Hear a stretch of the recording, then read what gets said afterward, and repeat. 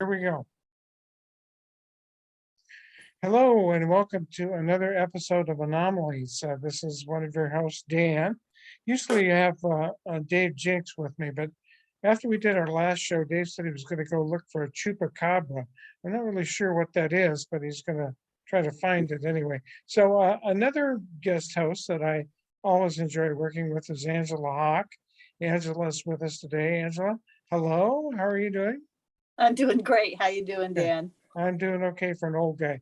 Now, I think that this show we're about to do, I look forward to most of our shows, but I've really been looking forward to this show.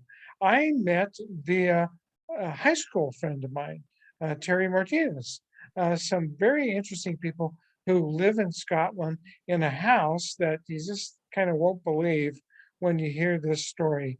And I talked to them about coming on our show, and they're gracious enough to do so. So let's welcome Cathianne Downing and Nobby Hall. Now, I'm going to ask Nobby to explain his first name, because when I first heard that name, I thought, well, that's a unique name. So, but it has a kind of a history with what your past is. So Nobby, tell us where you got that name.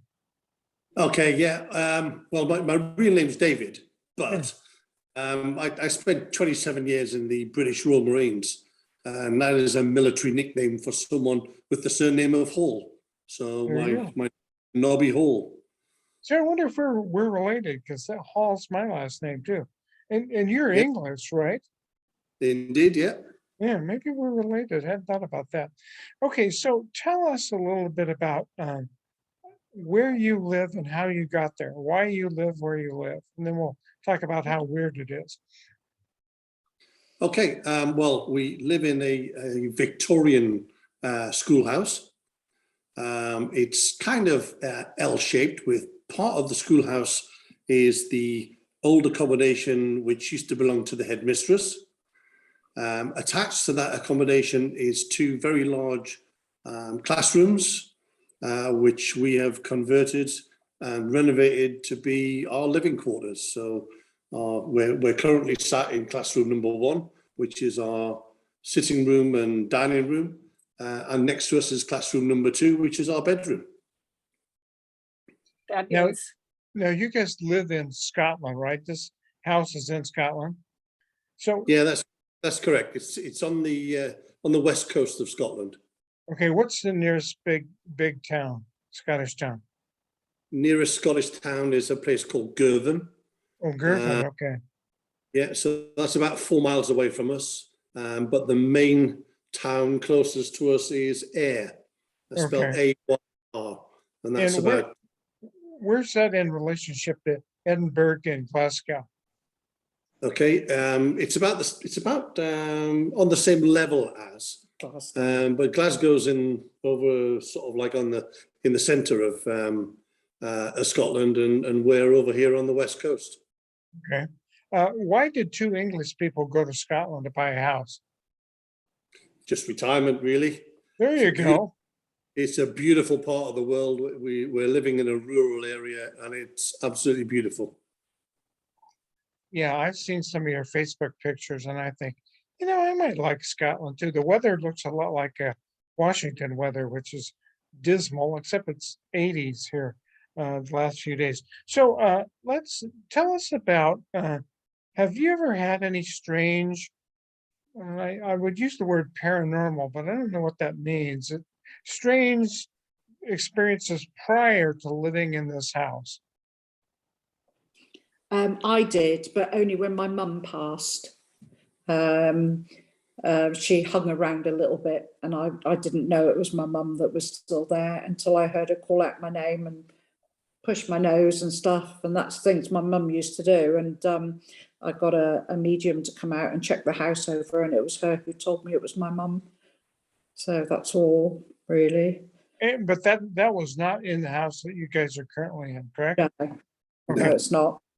No. Navi, what about you? When you were in the Royal Marines or any other time in your life, did you ever have any kind of strange things happen to you? Plenty of strange things. Yeah, maybe I ought to clarify that. Paranormal things. but paranormal, no, not really. My mother always believed in this sort of thing, and if ever I was in a bad environment, she would often get readings from mediums just to convince her that I was going to return unharmed. So, which is what a mother would want to Yeah, do. that's interesting. So you're not adverse to using mediums. So of course, the next question is, have you consulted a medium about this house? Not yet, apart from the lady that you brought on. Is it Sherry? Sherry, David? And by the way, Sherry Mulholland, the remote Uh, viewed their property, and she said to tell you hello. Oh, hi. Yeah, I don't know. No, only when not in this house we haven't. We are, as you know, we've already spoken to the Scotland side of things, and they want to come and visit the house. It's really strange. We've had quite a few things happen this week, in actual fact. But I don't know. I mean, we both believe in this sort of thing, and we've both had meetings with mediums in the past before moving up to Scotland, and we've had individual talks with mediums as well as group talks with mediums. So you know, we fully get it. I think is probably the best way of putting it. Okay. Dan, you belong to a ghost hunting. You were part of a ghost hunting group here in the Northwest for a while, weren't you? Yeah, and I think that's kind of our mutual friend Terry knew about that. And so when Terry and Cathianne kind of connected because of your dogs, as I remember, on Facebook, and Terry said, you know, you really ought to talk to my friend Dan about this. And I was going, well, I'm certainly not an expert on anything, but I'll talk to them. They were wonderful people to connect with and maybe raised a bunch of questions. So yeah, I've been part of a ghost hunting group in the past, but I would have to say that that just created more questions than it did answers. So I'm It sure did, how much yeah, help I am. yeah. Yeah. We are having, things are beginning to move over here now because of COVID. So Right. we're kind of hoping that some of the local mediums might come and pay us a visit to actually tell us what's going on here. I mean, as you know, we're not frightened of them and we don't want them to leave. We're quite happy for them to live amongst us. You know, they don't scare us. They're not nasty. It's just a question of we just really like to know who they are, you know? Yeah, who the hell are they? Yeah. Go ahead, Angela. So tell us about your experiences. What makes you think that your house is haunted? What's happened? I think it first started off when we first moved here. There was lots of renovations to be done, and I remember a couple of times I had a conversation. We had a young lad who was across here who was doing some plastering work for us, and he approached me one day and said, "Look, could you do me a favor and disconnect the school bell because it's driving me insane?" We were living at that point in the headmistress accommodation, and he was plastering over here in the classroom accommodation. So I just said to him, I said, "Well, it's actually the bell's not connected to anything." So he said, "Well, it keeps going off and it's driving me nuts. Can you do something about it?" So I removed the batteries from the bell in an attempt to do that. And I said, "No, that should take care of it." And I saw him the next day and he said, "It hasn't worked. The bell keeps ringing and it's driving me nuts." So we took it down the local refuge centre and we lost it there, just as a way of doing it. A couple of times, we left him alone to work on his own, and he was more than happy with that. And I would come across last thing at night, just to lock down everything, make sure everything was secure. And this particular night, I heard the knock on the back door, 3 loud knocks, bang, bang, bang, on the back door.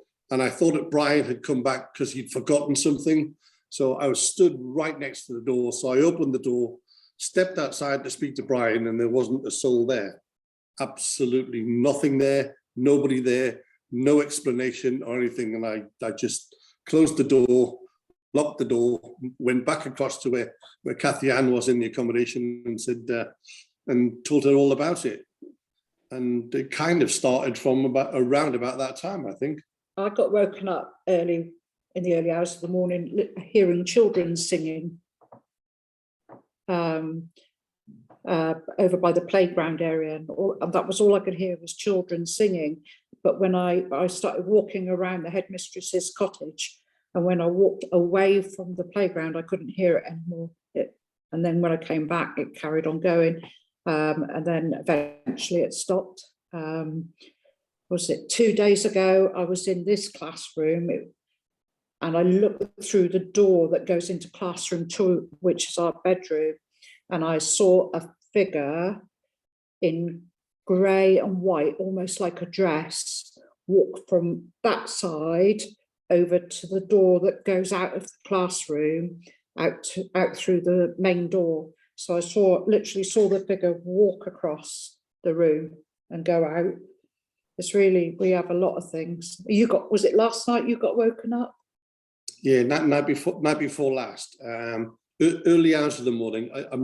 It's difficult to tell because of the sunlight at this time of year. It's difficult to tell what time you're waking up because it's too bright out there. But early hours of the morning, and I heard a noise, and I couldn't understand what the noise was, but it was enough to wake me. And I sat up in bed, and I just listened and listened, and I was waiting for Cathianne to wake up, because usually those sort of things do wake her up, but she just lay there and asleep. I was aware that there was a conversation occurring in the next classroom. I couldn't understand the conversation. I couldn't make out accents. I couldn't tell you if they were male, female, or mixed, or anything like that at all. I could just hear the conversation in the background. And because we've got to the point where we're not scared of them anymore, or we never have been really, I decided to walk through and see what was going on. And the moment that I entered the classroom, everything went quiet. It was as if they'd heard me walking in, turned to look at me, and then just stopped talking. But there was nothing in the room. I didn't see anything. I was just aware of a conversation occurring between two people. I mean, you remember. How long have you lived there, can I ask? Since August 2019. We just moved in before COVID stepped in, really. So it's just coming up to 3 years now. Yeah. Our blinds. Did you see the video on Facebook of our blinds, Daniel? There was no wind, nothing, no weather. Remind me about that. I kind of remember. Remind me. Sway from side to side, those, and that's all they do, side to side, and it's only one of them that really does it. But there's no windows, no wind outside or anything. And if I say, go, Dave, look at that, it stops dead. Just totally stops like that. And then it won't, and then it'll just wait until you're not looking again. And then it just does. Oh, man. It's really strange. But I've written a list, actually, of some of the things, because there's just so many things that happen. I mean, I'll be sat on the sofa here, and then somebody will be playing with my hair like this, and then there's nobody there, shouting in the night. I've heard men talking in our bedroom. Then a man was shouting. There was a large bang in the night, and there was no one there. Someone walking up and down the hallway over in their headmistress's cottage. I often think I'm in the kitchen and I think David's coming over and there's nobody there, but it sounds like somebody's coming in through the door, walking up the hallway, coming to the kitchen. What else? What else have I written? Blinds. So I was over in the headmistress's bit one day. Our daughter Victoria, she lives over that side of it, and I think I was just fixing her television or something. I can't remember exactly what it was I was doing, but I stood in her bedroom and I felt something blow on the back of my neck. And you know, it was like a long blow, you know, blowing on the back of my neck. I was looking around. I checked all the doors, I checked the windows, I checked everything to find out where the draft was coming from, there was nothing. Absolutely nothing. Yeah. Just this breeze on the back of my neck and no evidence of where it came I'll from. be standing in the kitchen cooking and I get that. And I got it at Christmas and I just went, yeah, I know you're there. Merry Christmas. And that's all I said to him. I can feel that'll spook you. Have you ever used a recorder to try to record them, like the EVPs? You've heard about that, the electronic voice phenomenon? I've tried Leave a recorder going in your house somewhere where there's been activity to see if you pick up something when you're not there.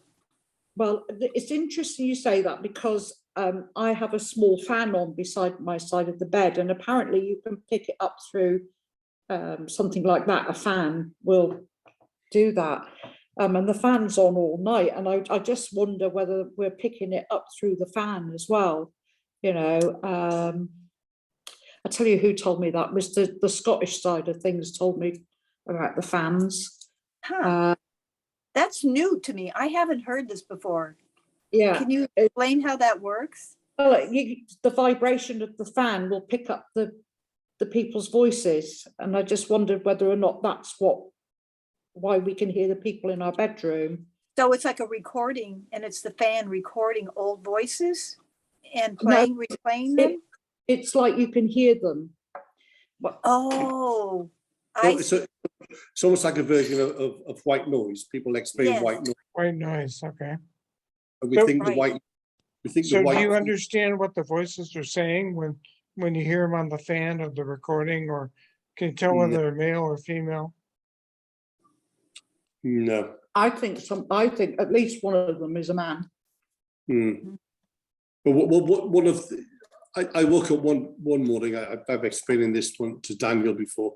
I woke up one morning and I could hear what sounded like a young teacher, female, talking to a class, and I could hear this occurring.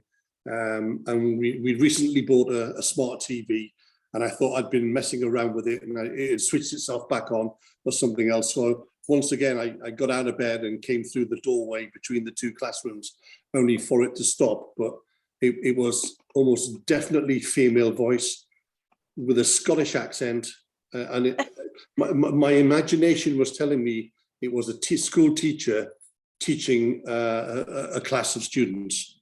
But yeah, the moment you come in, it stops. We have a dog that runs up and down the hallway in the headmistress's side as well.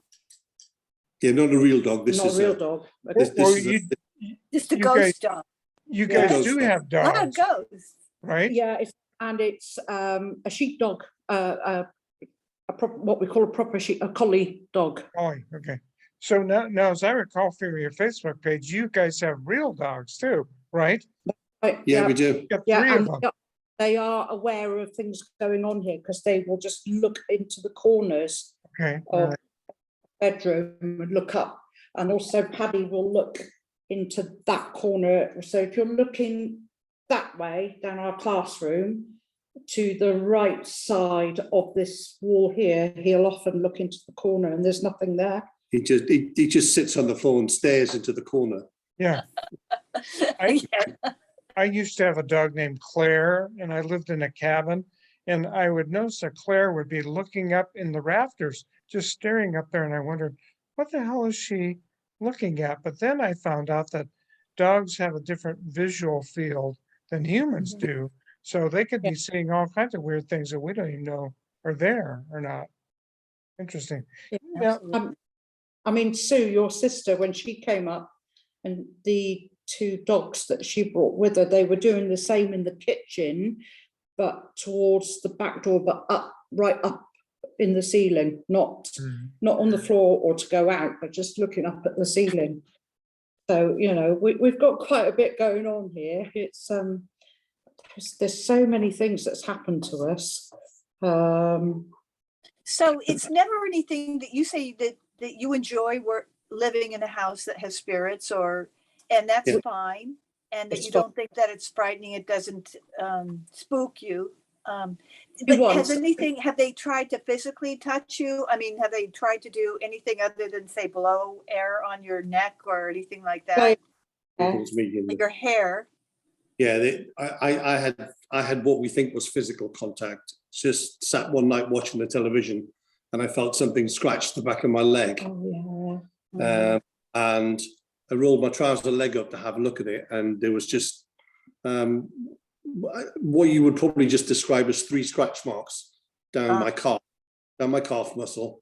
And Cathianne just said, "You lot can pack that in for a start," and you know, just letting them know that we don't mind them being here, but leave us alone, please. You know.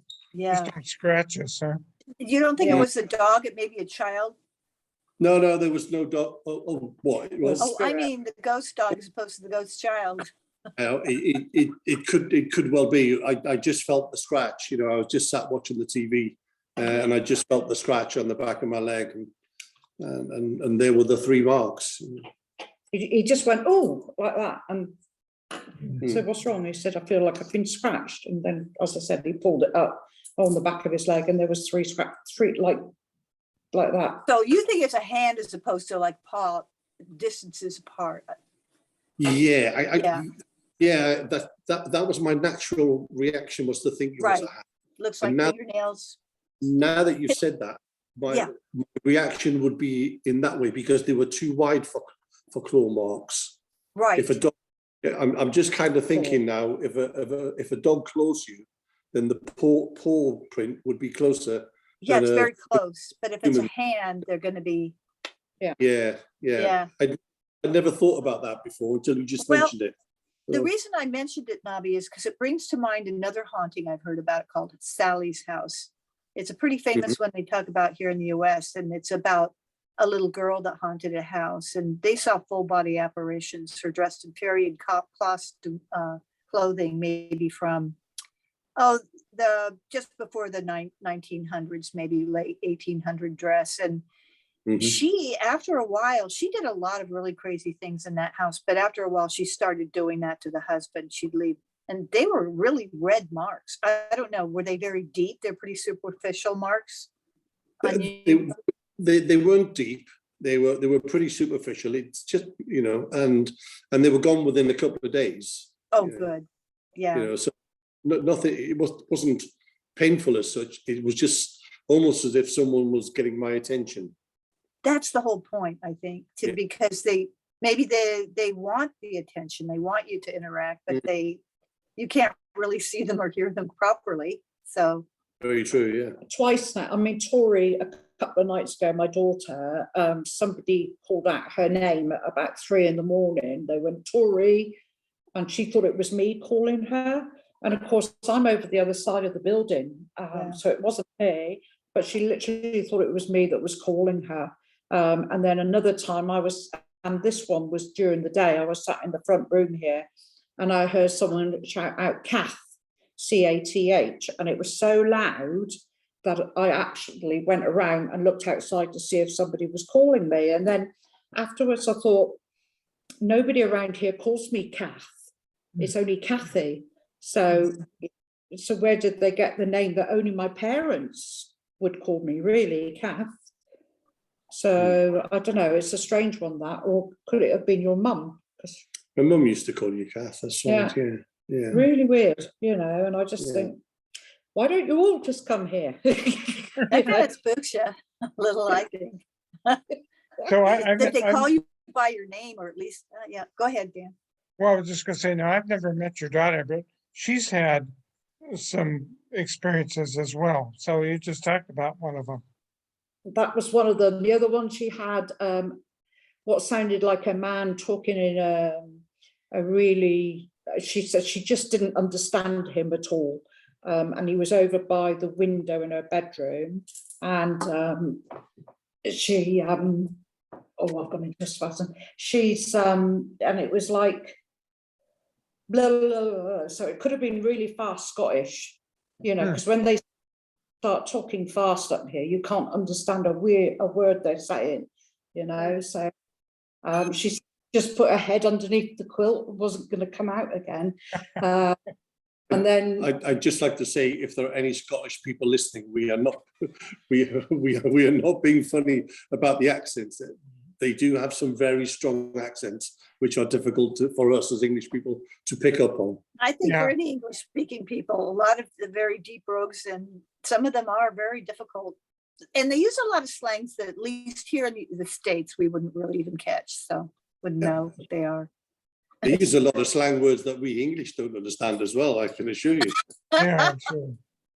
I mean, Now- and we and I think you being from the Newcastle North Shields area, Yeah. they all seem to have slang words, dialects. I mean, when David first took me home to North Shields, I didn't understand a word they were saying, not one word. But yeah, it's really strange what goes on here, don't you think? Yeah, very much. But That's Yeah. fascinating. we Yeah, just don't yeah. mind with Oh, them. go ahead, sorry. To me, it's almost as if they're stopped in time here. Hmm. It's still going on with their day-to-day life, Hmm. and the shadow figures that we see as well. Mhm. There's- Yeah. you know, we see someone walking through the hallway. You know, We're never clever enough or fast enough to catch and record these things, which is a little bit of a shame, really. apart from the blinds. Well, apart from the blinds that Cath caught on video, but other than that, it's I don't know if it's just because it happened in small events, so we're not prepared for it. I'm not really sure what Yeah, it is. we did. Security cameras outside caught the figure of a man walking around the side of our house. Oh, that's very true. Yeah. And the reason why it's strange is if it had been a human being, the lights would have come on, the security lights, and they would have outlined him as a person, a real person, if you know what I mean. But as it was just. Yeah, I'd forgotten about that. Yeah. It was just the outline of a man. And then we've got those ones of glowing lights walking down the back steps. We've got our security cameras took 3 pictures of the lights just coming down the steps. Are they like orbs? But yeah, almost like big orbs, you know, Yeah, just walking. orbs. There was three shots, 3 camera shots. And you because saw them obviously- on camera, but I bet you didn't see them in real life, because see, I've caught orbs moving Yeah. around on camera. I'm taking a picture of something. There's this orb moving around. I look with my eyes, it's not there. I look again, and there's that orb moving around. And I know it's not somebody with a laser or anything.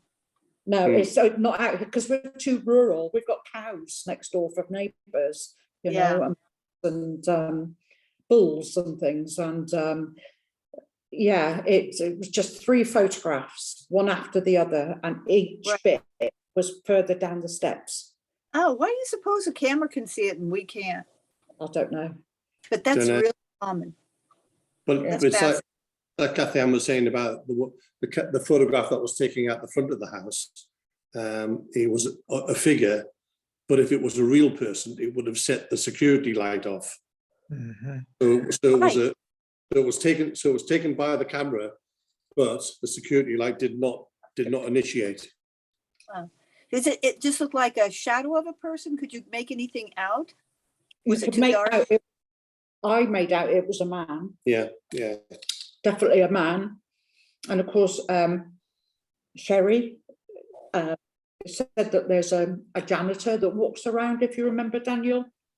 Yeah, I was just thinking about that. Sherry, when she remote viewed their property, said that she saw some kind of guy that she interpreted as a caretaker, janitor, whatever. Yeah. So that might be a possibility too. Yeah, Mhm. yeah. That makes sense, huh? That he'd Yeah. be patrolling the perimeter of the building just to make sure everything's Yeah. taken And care of. that we've had knocks on the doors all over the place as well, haven't we? And it's not just one door that we get the knocks at, but in the walls outside, in the early when it was first made, there's still the iron things for you to attach your horses to. Oh, So what they would do would come up, attach their horse, and then come and knock on the door. So that, you know, I mean, that's on that door that, well, you can't see me, but on that door, That's recording as well. yeah, you can't, that's still there, and we get knocks on the door there, so it's really strange sometimes. Your house was a schoolhouse, and what year was your house originally built? 1875. Okay, and so was it for a long time? Was it a school, like for 100 years, or how long was it school? It remained a school. We believe it closed down as a school in the 1980s. Oh, okay. So it will have been a school for over 100 years. And then, as far as we're aware, it was then used as a pottery. People ran businesses from here to teaching pottery and making pottery for sale. A pottery studio for a long time. Yeah. And then you bought it and turned it into a home. That's right. Correct. Yeah. Did you have to have it rezoned to live there? Just out of curiosity, in the United States, some places aren't zoned for residential, it's only for business. And then originally it was classed as residential, and the last people that took over, the people that we bought from, had turned half of it residential, half of it a business. So all we did was revert it back to residential. Right. It was still quite irksome and troublesome to get it done. Right. But we got it done. Yeah. Oh, we're still working with the electricity company for them to sort their lives out, but you know. 3 days down the line and Scottish Power still think we're a business. It's great. Right. I'm sure it's. No, I'm relying on my memory, which at my age is kind of a dangerous thing to do. But was there something about some of the past of your house and the succession of ownership was somehow protected and kept confidential from you? Am I remembering that right? Yeah, next year apparently we can look at the records, but until next year we're not allowed to look at the school records, and nobody will tell us why. We think it's probably down to data protection, and that they will only release documents after a certain number of years. But every time we go online to try and find out more about it, it just says, no, you can't see these until 2023. And there's no photographs of this school either. The only photograph that is online is of the Pinweary school. Yeah. And what? So is there any records about the school? I'm sorry, Dan. No, I'm kind of going down the same route you are. What would you want to try to find out? What kind of information would you like to find out from those records? Well, we've heard different stories from different people about the names of some of the teachers, and it would be nice to like have a list of them. And then on certain occasions when we feel like something's happening, we'd like to use their names and try and encourage them to talk to us or show us a little bit more than what we're getting at the moment, just to bridge that gap if we can. I mean, we've got a couple of the farmers around here that used to go to this school.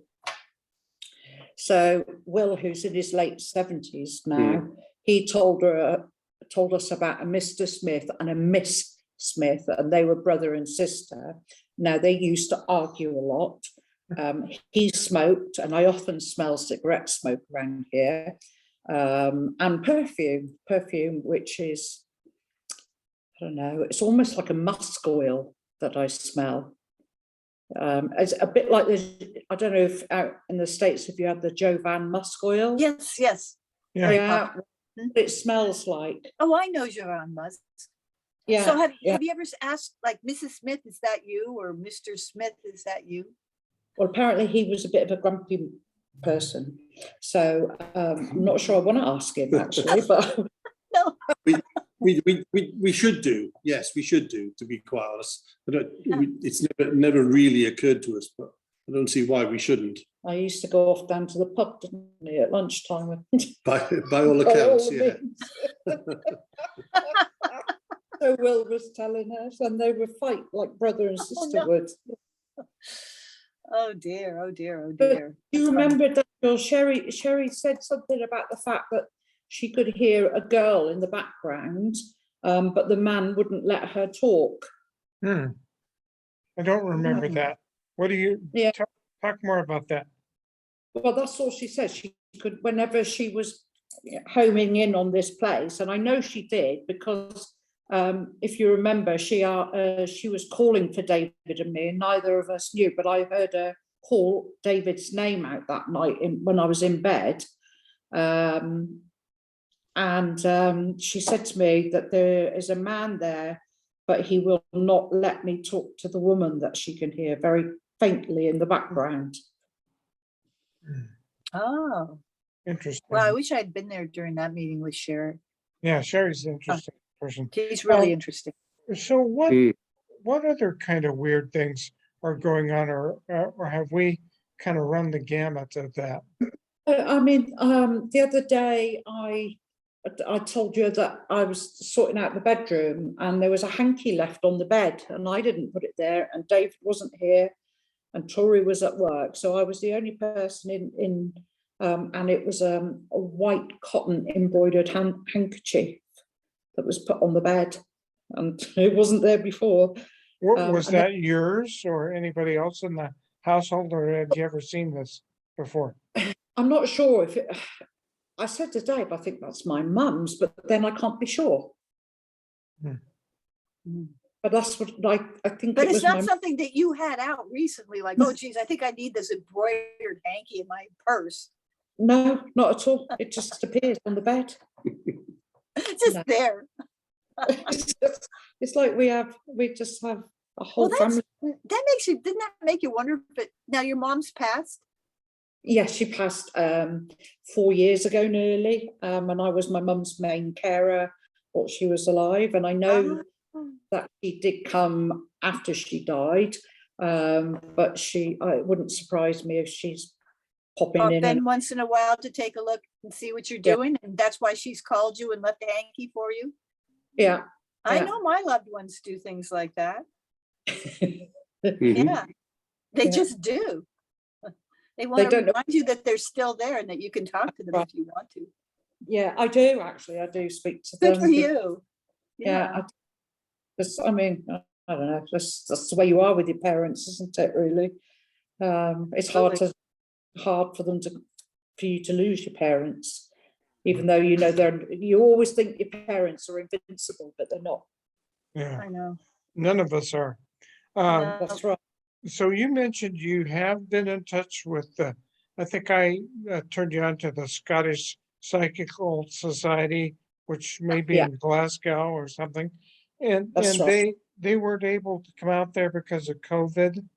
That's right. We've got to keep a list of what happens, and that's what I've done. I think it's my birthday, and so they're next on my list to say, right, these are the things that have happened, and we're then hoping that they'll come out with a medium, but they're not telling the medium anything. They're Right. just going to let her wander to see what she feels, what's going on. Did they say anything about using any kind of electronic gadgets like EMF meters or any other Yeah. kind of thing? Okay. Yeah, they said they're going to bring their equipment with them. The guy who's in charge, he seems quite excited about it, really, didn't he? Yeah.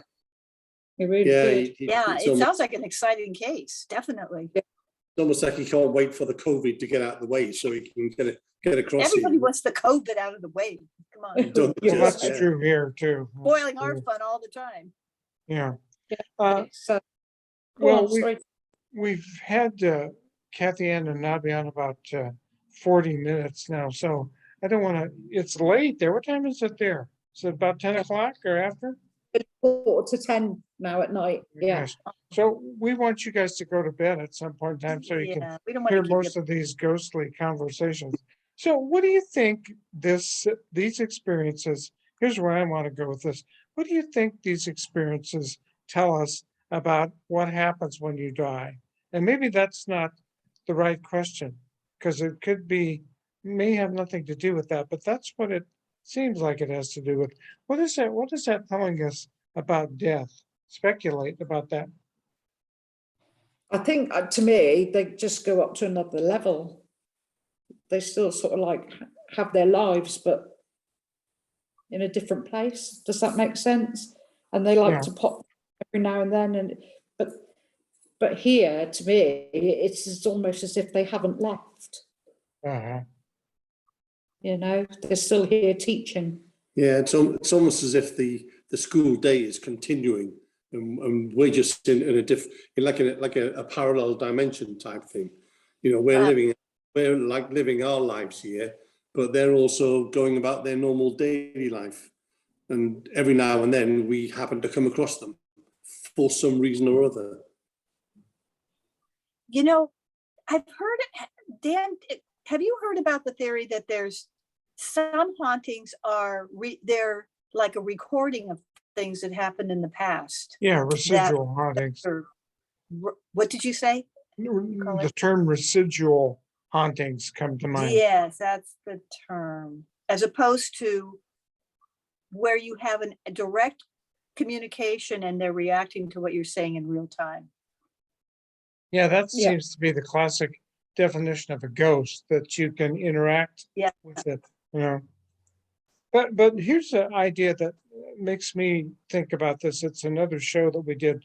I went to, when I turned 70, I went to Gettysburg and did a show with a guy who is a paranormal investigator there. And he said when he was 9 years of age, he's riding his bike through Gettysburg where there was a huge battle in the Civil War. And all of a sudden, he said it was like a television screen. The television screen opened up and he was in the middle of a battle. There were people wearing Union and Confederate suits. He could hear the gunfire. He could smell the gunpowder, and he could hear all this stuff. So the first thing I thought about was what Angela was talking about, which was this residual haunting. Sometimes when there's really strong emotion, it seems like it gets imprinted on the society, or on the atmosphere, not society, the environment that people can experience. That's one explanation, but the other explanation was time travel. The time was coexisting, that the past and the present were coexisting. So I don't know if you guys have a thought about that. That's quite interesting, actually. Yeah, yeah. It could very well be that. That sounds very much to what I said about being in a sort of like a different dimension. So I think Right. these things are happening in the same place, but at different times, but at the same time, if that makes any sense. So It does. the things that we are experiencing, it could well be a normal daily thing for the school teachers and the students here at this school. And we just happen to be here at a different time, I think. What if this is to say about time? Isn't time actually all happening at once simultaneously, but we can only experience it in a linear fashion? That's what I'm trying to say. Yes. Yes, Yeah. exactly. Yeah.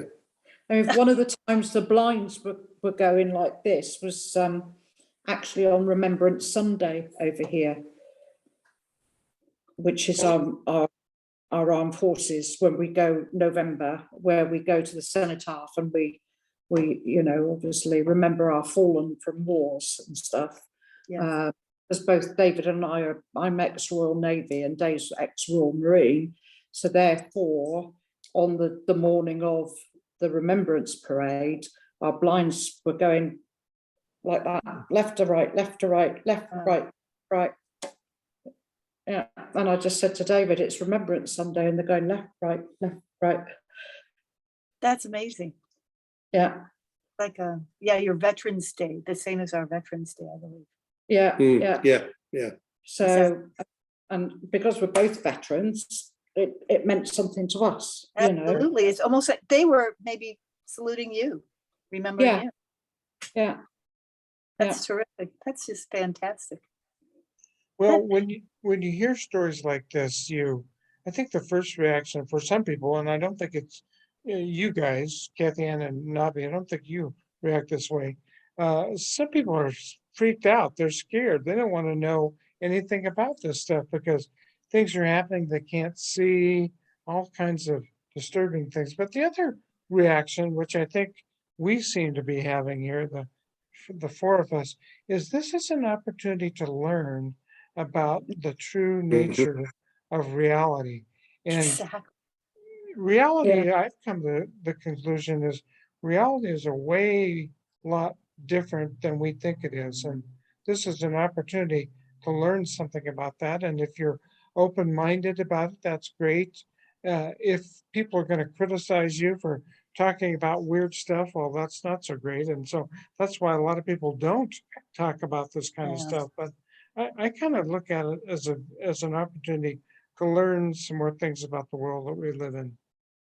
I think for us also, we've seen so much in our careers that nothing really phases us as such. I don't know if we're like desensitized or whatever you want to call it, but we don't get shocked easily Yeah. because we've just seen too much. So for us, this sort of thing, there's only once that I was scared. I wasn't scared so much, it just came out of the blue. And as you know, Daniel, I was sat on the loo in the early hours of the morning, all of a I sudden remembered that story. Yeah. I heard, "I'm dead, you know," and there was nobody there, and I heard it, and I was like, it's pitch dark in here, and I've just heard someone say, "I'm dead, you know," and that was the fastest I pulled my knickers up in my life, and Oh, and I was straight to our bedroom. I got underneath the quilt, and I pulled the quilt end out on the top of my head, and I wasn't coming out for anyone. So we hadn't long moved over here then, have That's we? right, yeah. You know, I was like, oh, Yeah. really? Early days for us, that You're wasn't dead. it? Thank you. So I just joined something called Opus, and I had not known a lot about Opus, but you can look it up on the internet. I think it stands for Organization for Paranormal Understanding and Support. And why that's kind of interesting is for people that do have really kind of freaked out reactions to paranormal kinds of things, whether it be seeing Bigfoot or encountering ghosts or aliens or whatever, they felt like they needed a support system where people could have conversations about that and not be ridiculed for talking Yeah. about something that seemed kind of far out. So you might want to, and this is something you can do online, and you can actually talk. The thing I like about it is you can talk to other experiencers online in a chat group with Opus. And you might want to just check them out just for the Okay. understanding and support part of I've things. written that down. I think I've seen you post that, Opus. Have I seen you post that on a Facebook? Yeah, That's because fantastic. you guys are in the Olympia 14 Society.